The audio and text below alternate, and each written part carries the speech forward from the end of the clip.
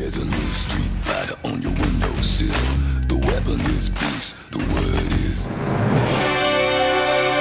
Hello Marvel Legends, and welcome to another episode of Displaying Model Behaviour. Now then, you see this guy here? If you're a fan of Wolverine, then this episode is for you. And if you're not a fan of Wolverine, this episode is also for you, because the topic is the 10 worst things that have ever happened to Wolverine. So you can have a little Schadenfreude here if you want as well. And before I start, I want to say thank you to my patrons, my Fab Four of Millie, BJ, Zach, and Ammo. Thank you for your support, and if you want to join the Patreon, go to patreon.com/displaying model behavior and you can make it a Fab 5. But now it's time for the list, the 10 worst things that have happened to our pal Logan here.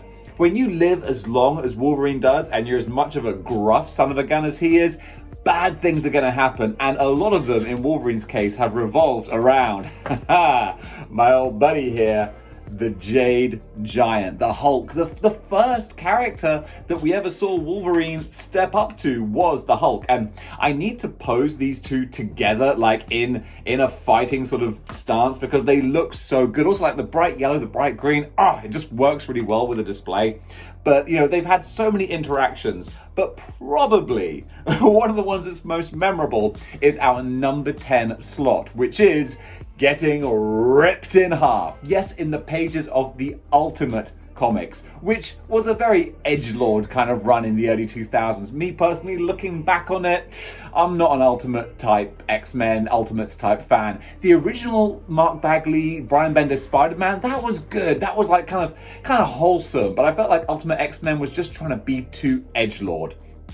And that reached its zenith in Ultimate Wolverine vs. Hulk, which opens with half of Wolverine, who's been ripped in half and he's climbing his way back up a mountain. And it's kind of fun, but at the same time, it pushes Logan's healing factor further than I want it to be possible because he starts to become indestructible. But we'll get back to that later. But even though that pushes his healing factor further than I really want to extend my disbelief for, because if nothing can kill him, it takes the threat or the drama away from a situation. But either way, when you're talking number 10 terrible things, being ripped in half is a pretty good one to start with. In the number 9 spot, we have a little incident that involved these guys, or at least a assortment of these guys, the Reavers. The Reavers are cybernetically enhanced kind of human terrorists. Of course, it's anti-mutant. Everything is anti-mutant. You start to wonder, like, maybe it's the mutants who are wrong, because a lot of people seem to hate them. Nah, I'm only kidding. The mutants are alright, but they are a pretentious bunch of stuck-up a-holes in the comics at the moment. House of X, Powers of X, I'll get to you soon enough. But the Reavers, they kind of made a statement, and in doing so, a very cool comic book cover, when they nailed Wolverine to a giant X and left him in the desert. Ouch, that's going to put you in a negative headspace. And this was in the 80s, I do believe. I'm going to have to get my source material, but it was when the X-Men were living in Australia. And the Reavers attacked Logan and they left him trussed up on an X, which, even though it must have been very uncomfortable, did look very cool. So you have that going for you. Now, number 8 is going to chronicle a story that I'm not a fan of, but it features Logan in his very sort of human, well, he's always human, but in his civilian attire. And in this fight, in this confrontation, he is taking on, pop the helmet off, Frank Castle, the Punisher. And this is a product of one of the best writers, one of my favorite writers, not best, just one of my favorites, Garth Ennis. I love the writing of Garth Ennis, but the problem is Garth Ennis doesn't like superheroes. So when he's writing superheroes, he writes them like idiots. But he does like the Punisher. So Garth Ennis basically wrote this story where Wolverine was fighting the Punisher, and the Punisher was just embarrassing Wolverine. It's an entire issue where it's just like a Wile E. Coyote cat and mouse kind of thing, with Punisher just putting Wolverine through the ringer. He shoots him in the dick. He blows his face off with a shotgun, which did make for a cool panel where it's just Wolverine with the metal skeleton on the front with the eyes. It looks cool, but it also makes Wolverine look like an idiot. And then finally, he finishes the fight by parking a steamroller on top of Wolverine. Now, Unfortunately, this only led to escalation because then a Wolverine writer who wanted to get his own back then wrote a story where Wolverine embarrasses the Punisher.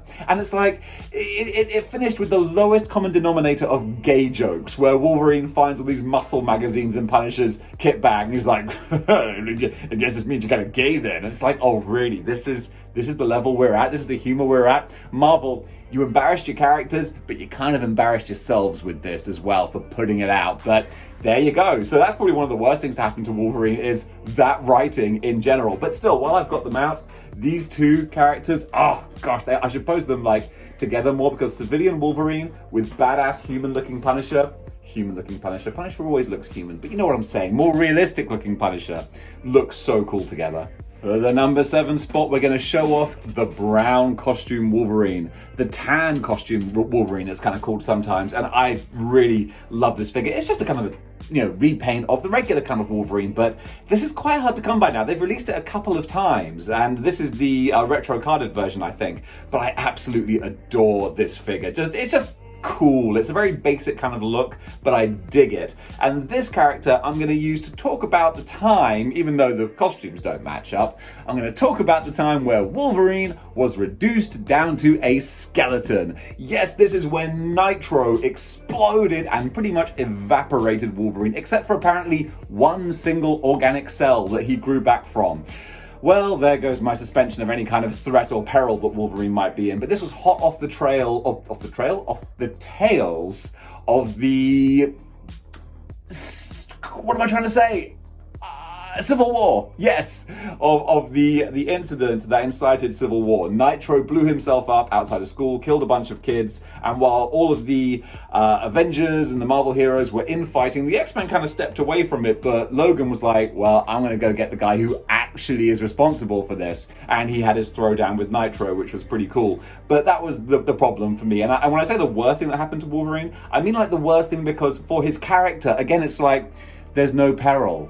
If you can reduce him down to a cell and he will grow back and recover, then it's like, where's the danger, And that's the problem with House of X and Powers of X, which they have to just, I know it won't last forever, but they've got to get away from it soon, where they can literally just regrow any mutant who's dead. They got a database of like psychic imprints of everyone, and they've got the physical abilities to regrow and clone anybody. And whenever someone dies, they just reclone them and put their mind in, and it's like, boom, I'm back. It's like, well, there's no worries then. It's like already, it's amazing how, in 50 years of X-Men or however long, we can have characters, maybe like someone might die like once or something. It's like, oh, it's a big deal. In the first like 12 issues of House of X, Powers of X, like half the team have died like 10 times already. It's like, wow. Because you know that you can get away with dying, you just die all the time. It's no big deal. There's been Xerox more times than that photograph of the tennis player scratching her butt, as the cat would say. So that's the worst thing that's happened to Wolverine. Not so much the dying and being the blown up, but the fact that he can now come back so easily. In the number 6 spot, we have one of my favorite kind of kit bash throw together type things, and that is, you see this? It's a cryo chamber. Who's inside it? It's Wolverine from the Weapon X program. Let me see if I can bust this open. Here we go. That's easier than I thought. Come on, little fella. There he is, naked Wolverine, a character that a lot of folks joke about. He does look a bit funny on the shelf, but oh my goodness, in this Halo, it's a Halo cryo chamber, but it works so great. The Weapon X experiment and experience. It's been rewritten and sort of, not retconned, but just the story's been retold various times with different things that have happened to him, different ways that it's been done. But on the whole, it's never a good experience. Having your bones laced with adamantium and your mind wiped and all that kind of thing and being turned into a killer, it's gonna kind of suck. And that was the Weapon X experiment. And it's been told, I think it was the Marvel Tales version of the Weapon X stories. They were really cool, really sort of detailed. Come on, Hulk, stand up for me. Really detailed, gritty kind of artwork. It just looked badass, and it made Wolverine look like a savage Wolverine creature. That was really, really cool. But yeah, certainly, whether it's reading about it in the comics, or even worse, could be being forced to watch Wolverine Origins and see that retelling of it, where he's tricked into agreeing to do it. Like, what a stupid... Oh, that movie was awful. But still, that was the number 6, I think, spot for the worst things to happen to Wolverine. For number 5, we have Jean Grey. What about Jean Grey? Well, the unrequited love is bad enough. I mean, any romantic will tell you that that's tough. But what if you then have to kill her as well? Well, that's what Wolverine has had to do, not just to Jean Grey, but to his arguably real true love, Mariko Yoshida, as well. He's had to kill a lot of the women he loves. This is a bad track record. So first of all, there was Mariko, where he was married to her in Japan, and then because of family feuding, all this kind of thing, she gets poisoned, and she knows that this poison is going to lead to a long, slow, painful death. So she's like, Wolverine, if you love me, help me out here. So he kills her to spare her that pain. Oof, that's a tough one. And even, not more so, but maybe more so, because at least he got to be married to her and have that. But he's never, at the point I'm about to talk about, he's never had Jean Grey. He'd never been with her. But there is a point in time where they are in a spaceship hurtling towards the sun. And it's like, we're going to cook to death. That's not going to feel good. So, of course, Wolverine's like, well, I could always just, stab you now. And that's what happens. So Wolverine stabs Jean Grey. They share a kiss, finally, which is quite a beautiful moment. They share a kiss, and then Wolverine schnicks her. And it's like, oh, gosh, bub, you just don't have much luck with the ladies, do you? The number 4 spot, and I will bring out 90s feral Logan for this, just because it's fun to share them. I love the bone claws from the Love Triangle 3-pack and the busted up mask. This is a really, really fun figure, and just so 90s with the big shoulder pads as well. But that's not what I'm going to talk about. I'm not going to talk about Wolverine losing his nose and turning feral, even though that was a terrible thing. What I'm going to talk about is the Enemy of the State storyline. This was a fun one, because someone wondered what would happen like if Wolverine was just evil and wanted to kill everyone. And there's no real sort of good way of making that organically happen, because Wolverine is not evil and doesn't want to kill everyone. So what they did was good old brainwashing. There was a conglomeration of the Hand, AIM, and another group whose name I can't remember, but it doesn't matter. But either way, they will kill a character like the Hand does. They'll kill them and then resurrect them. When they resurrect them, they can do so with brainwashing. So that was kind of cool. They kill Wolverine. I think it was the Gorgon who kills Wolverine. And he has quite a cool mutant power where basically once he sees someone, he can kill them. It's like, it's as simple as that. And it's like, that's kind of cool. So once he's seen you, it's like, yeah, you're probably gonna die. So he kills Wolverine, and Wolverine gets resurrected, not just as like a zombie that is programmed to kill someone. He gets resurrected with his personality. That's the fun thing. He's Wolverine's personality, he's Logan's personality, but evil and looking to kill people. And that's really cool. So you get, the writer, I think it was Mark Miller, I'm not sure though, but he got the fun of writing Wolverine as a psycho evil killer, but still being Wolverine. The only person I think who actually dies is Northstar. I know he kills Northstar, but again, it's X-Men, so he gets resurrected. But it was a really fun run. All these different Marvel heroes had to team up to take down Wolverine. That was a good time, but it was a bad time for Logan. Now, I've completely lost track of what number I'm at now, but you don't come here for the facts and stuff like counting, which obviously is beyond me. You come here for the lols, and this is a lol story. Old Man Logan. What fun we have with this dystopian, horrible tale of awful things happening. And boy howdy, does some awful stuff happen in this. But we got a nice figure out of it. We got this great Old Man Logan figure. So what happens in Old Man Logan? You guys know the drill by now. The bad guys finally team up and figure out a way of taking out the heroes. And they do an exceptional job. I should have got, it's too far away for this display. I should have got Mysterio, because surprisingly, it's Mysterio who gets the drop on Wolverine by using his powers of illusion and a few other things as well to tweak, play around with his senses and his smell and stuff. He makes Logan think that the X-Men are all his villains. He sees Sabretooth and Omega Red and Lady Deathstrike. And so he attacks them thinking they're attacking the X-Men, but of course he is actually attacking the X-Men. And when he comes out of this, trance hologram stupor, he is finding himself surrounded by the dead, eviscerated bodies of his family and loved ones. that's going to put you in a negative headspace as well. So then Old Man Logan is set in the future, because that's not even the worst thing. That's one of the worst things. I could have done a top 10 list of the worst things to happen to Wolverine in Old Man Logan. So that's one. But then going on from there, he does the old, retired gunslinger, never gonna schnick these claws again. And he settles down with a wife and kids. But unfortunately, the irradiated, wasteland of the future is run by the Hulk and the Hulk family. Goodness only knows who he impregnated to make these his Hulk children.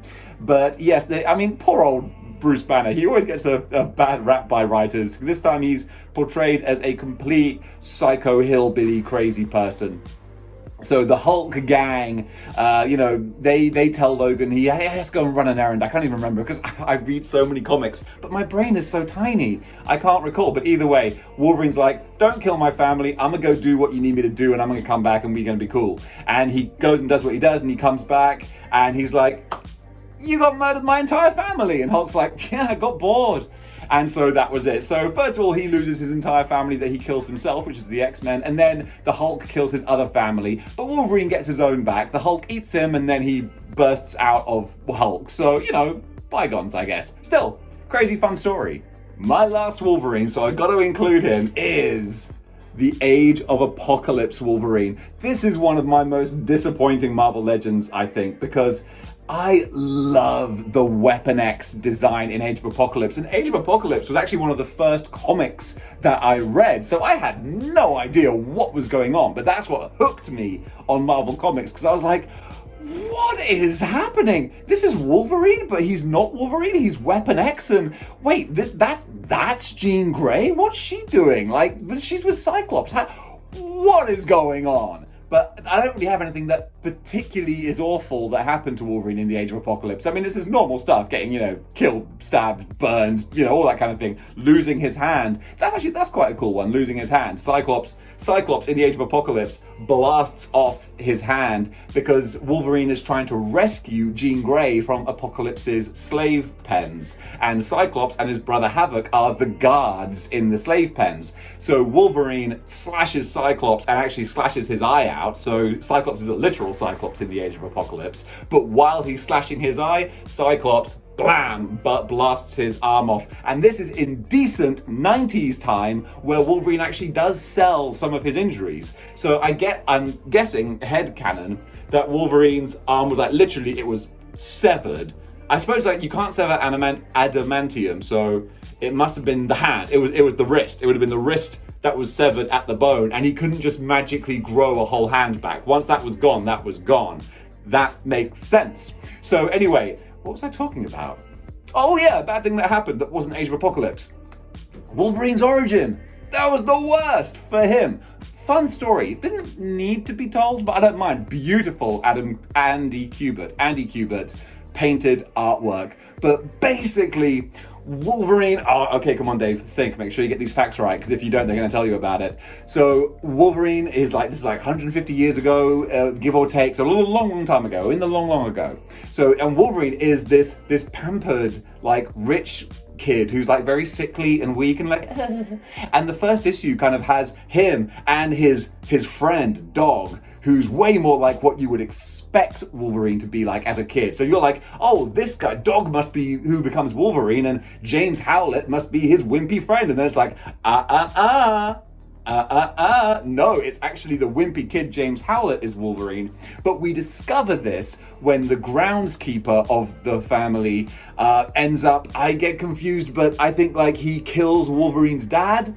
And then Wolverine, James Howlett, goes crazy and pops his claws for the first time and kills the groundskeeper. But then he finds out that the groundskeeper was actually his biological dad. And then the mum kills herself out of grief from everyone dying. Oh, it's a whole time. But basically, it's a bad time for Wolverine. And finally, in the number one spot, I think, because I lost count, though you can't have a list of bad things that happen to Wolverine without this guy, Magneto. Oh yeah, you know where we're going with this. Magneto rips the adamantium out of Wolverine. What a freaking cool thing to happen. Again, this was around the time I first started reading comics. I didn't know that this was a thing that happened. I got some free Fleer Ultra X-Men cards, and one of them was Fatal Attractions, showing Wolverine having the adamantium sucked out of him by Magneto, and I was like, what? That happened? You're kidding me. And the card said, like, yeah, Wolverine got the adamantium sucked out of him and he lost his confidence and quit the X-Men. And I was just like, where can I read this? This sounds insane. That's so cool. And of course, after that, the adamantium was what was holding his skeleton back from becoming more feral, and it's a whole smorgasbord. But ultimately, that is probably one of the worst things. You can take your pick, quite frankly, but this is iconically one of the worst things to happen to Wolverine, getting the adamantium ripped off his bones. And again, this is back in the 90s when his healing factor actually meant something. So they had a whole issue afterwards, or at least the start of the next issue, where the X-Men are flying back to Earth with Wolverine and the Blackbird, and they are trying, like, fighting to save his life because he can't just recover from everything. You know, so having the adamantium ripped off of his bones, that was enough to push his healing factor too far. And it's funny, I always remember there's a panel that showed like his hand was all bloody and it showed it heal and then unheal again. Problem was the coloring in it was all messed up, so the blood and the flesh like didn't work together. So you kind of knew what it was saying, but I just always remember the coloring was messed up on that. But still, that I'm going to put as my number one spot for the worst things to happen to Wolverine. And folks, that is my top 10 of bad things that happen to Wolverine. So bad at this sometimes. So what do you think are some of the worst things that have ever happened to Wolverine? Comment below, let me know. What other Wolverine figures do I not have that I should do to complete my collection? So guys, if you enjoyed this and you want to see more, join the 6-1 clicks. Oh, that reminds me, loads of people have been telling me that they don't get notifications for my videos anymore, which is just tragic. So make sure, even if you subscribe, hit that notification bell to make sure that YouTube don't diddle me out of views. Because come on, no one wants to be diddled. Not in a bad way, not by YouTube. So yeah, like, share, subscribe, join the 6-1 clicks, click all those buttons, and until next time, keep displaying model behavior.